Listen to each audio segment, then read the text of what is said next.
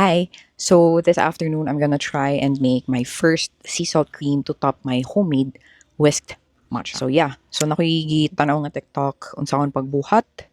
Ana siya 250 ml chilled all-purpose cream. Expired na ba ni? Wa pa siya ma-expire.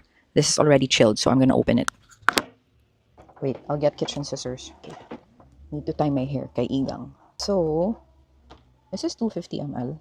Where is it? Where is it? Asa siya nabutang? Uy, 250. Ana, bitaw ko. Okay. This container is from Lucapin. Char. Grocery yarn. So, all per... Maigo ka ni diri. Namurag igo ra siya.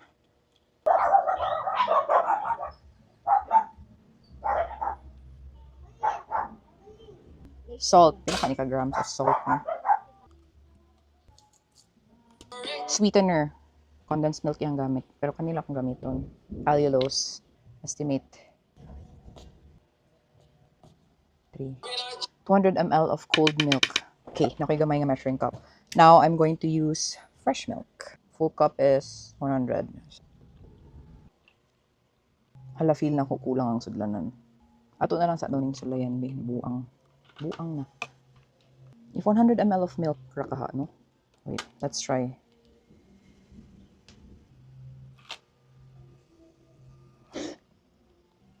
Luya po na ng frother, eh. Pugua, eh. Lah, nagkaraoke ka na. Hindi ko kaya naman ka, kung kang nag-iisa. Char. Ayaw, lagi isa ka. Stillan. Smoother na siya. Feeling ko may cream pa sa ilalim eh. Ay, puro ning attachment na gigamit. Sa kanya. What if it tasty ka?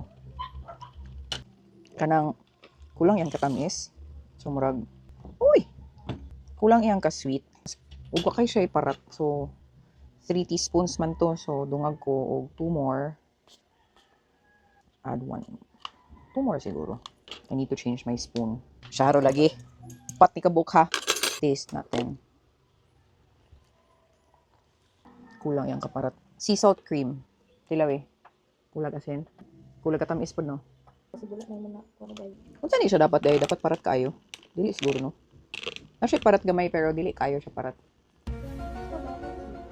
Magkuha na lang ka ako no. Make up og matcha sulay. Hindi ko katugon yung gabi no. Wow. Hugaw na kaya akong workstation. But anyway. Dungal tatasing no. So, line na po nga spoon. Lami na siya. Parang may kulang. I think ang katamis kulang. 7. I think okay na ni. Pari ka kumutilaw.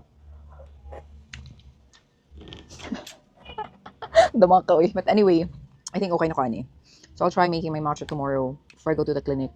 Kaysa, magkulang dyan ang asin. Huwag siyang kungaw. Kulang din ang asin. Sige lang, ugma mabawaan pa ni.